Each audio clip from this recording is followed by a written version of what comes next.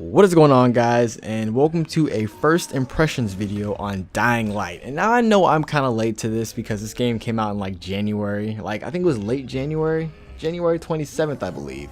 And I know I'm kind of late to the party, but I figure, better late than never. This game has been out for a while and I decided to give it a try. And initially I wasn't in that much of a rush to play it because if you look at all the other games that are coming out, I felt like this was kind of one of the games I felt like I should just skip. It just didn't seem that important to me. But after looking at gameplay, I just assumed that it was kind of like Mirror's Edge with like a mix of Dead Island. That's kind of like the perfect mix. That's what I thought it was, at least. And after playing it, I can actually say it is. It's relatively like both those games. I was right. But here's the thing. The parkour in Mirror's Edge is really fluid. It's really solid. You can get from point A to point B. But one thing I really like about Dying Light is that it's better. The parkour is much better in Mirror's Edge. You're fast. You're fluent. You can jump you can jump on stuff that you would not think you can jump on, and you can land on things you would not think you can land on. And I think it's perfect because this is like a survival horror, parkour running kind of game. It's kind of like a survival horror Mirror's Edge type game, if that makes any sense to you. And I think that's amazing because it's rare that we get survival horror games nowadays anyway. But I feel like this is like a perfect mix because the game, I feel like it's like the perfect blend. You have parkour, you have open world, you have the parkour, open world, and then in the mix you have the zombie the zombie apocalypse. And the reason why I say the zombie apocalypse is like the mix is because zombies aren't that much of a threat if you know what you're doing. If you're really good at parkour and you're in the game and you're really good at using like the grapple hook and just getting from point A to point B, they're not that much of a threat. Honestly, they're really not, unless you're giving a task to kill them, like kill a certain amount of zombies in a certain area. They're really not much of a threat. Even when you have to kill them, they're really not. I can get the way the maneuvering is in this game, like the parkour, I can honestly get from point A to point B. Like I can get from one side of the city to the next in just, I would probably say, in a matter of I'd probably say like a minute or so, a little bit more than a minute. It's great. You move so quick, your character is so fluid. And let's talk about the story a little bit. Okay, you play as a guy named Kyle Crane. I think that's his name. And you are sent by these people because you are looking for, I believe it's a cure. You're looking for a cure for, I guess, mankind or whatever, because obviously there's a zombie apocalypse. And along the way, you encounter people, you encounter survivors and all of that. And basically, it's kind of like MGS3. You kind of just parachute into the city, and then, along the way, you get stuck on something, you end up falling down, and then you basically get rescued. You get ambushed by a bunch of people. You first get ambushed by people, then you get ambushed by zombies, and then you get rescued.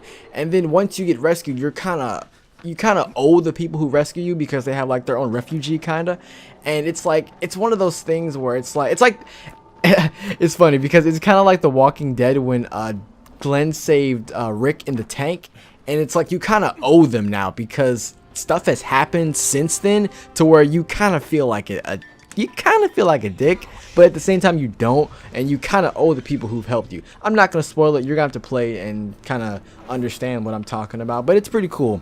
And yeah, basically you basically go undercover and you're looking for a cure for mankind, essentially.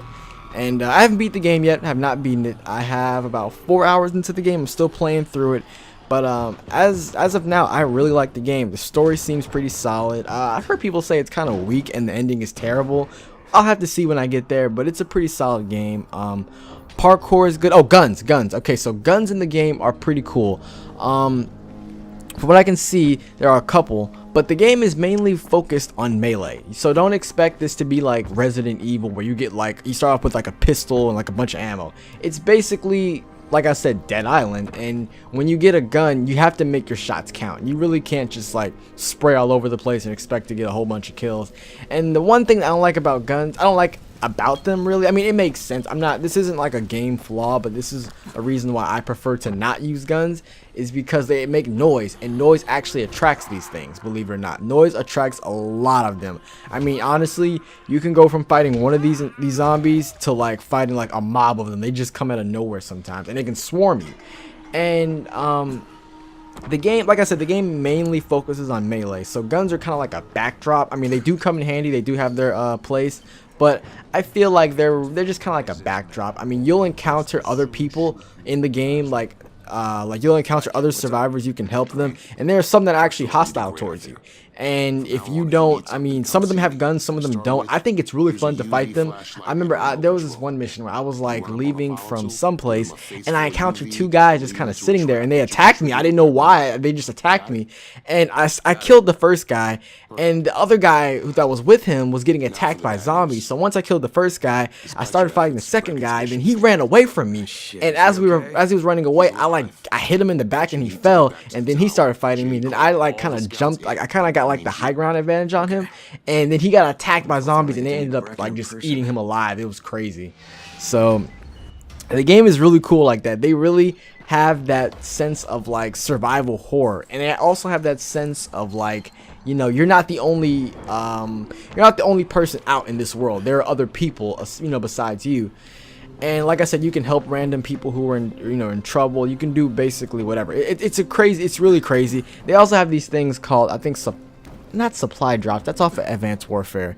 Well, I'm just gonna call them supply drops. There's this helicopter, this airplane that comes across, and it drops a supply drop for you. I don't know whose airplane that is, but they give you supplies basically. But the supplies is not just for you. They drop supplies, I guess, for the people all, you know, in the game, and like random people will legit come and try to take it. And I mean, you can literally lose a supply drop to other people, or you can just go and fight for it. I mean, it's really cool how they do it, because people will swarm it. Like when you see it, you better anticipate where it's gonna drop and just rush towards it, because if you don't, you can just forget about it. They're gonna take your stuff. So it's really cool. You can fight for it and all of that. And there's different refugees. Like they're called safe zones, and there's different safe zones all over the game, you know, and you can basically use them to get away from zombies. They really come in handy, trust me. And the nighttime in this game, you know how the wallpaper, or not the wallpaper, what the hell am I talking about? The game, well, actually, yeah, I guess one of the main wallpapers of the game, and also I think the front cover of the case says it as well. It says good night and good night and good luck, or good luck and good night, one of the two. It says that, and when they say that, they really mean, you know, good luck, because there are these infected, I don't know what they are. These zombies are like these super zombies, where if you're out at night and you get spotted by one, you might as well just hang it up. You're dead. You might as well just stand there and let them butt fuck you, because they will destroy you. There are so many of them, and it is so scary. I personally recommend you to, when it gets nighttime, run to a safe zone and sleep for 12 hours.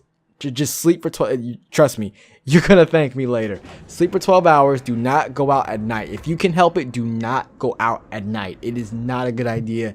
And I mean, it's like when you go out there, there's a lot of them. Like there's a lot of them all over the world, and it's kind of like MGS1 Soliton radar, where like they have a field of vision, and you can see where their field of vision is. So you end up playing more, like you end up looking at the radar and playing from the radar, as opposed to actually looking at what's in front of you. So yeah, that's the thing. You really got to look out for them. I would say if you can help it, just always, once it's like about to hit nighttime, go and sleep for 12 hours and just continue from there, because they just make the game so much more harder. And the added, you know, you have those, and also the actual zombies in the game, they make it even harder. So it's just, oh man, it's crazy. But so far, I'm liking the game. I think it's really solid. Story's okay. The melee combat's okay.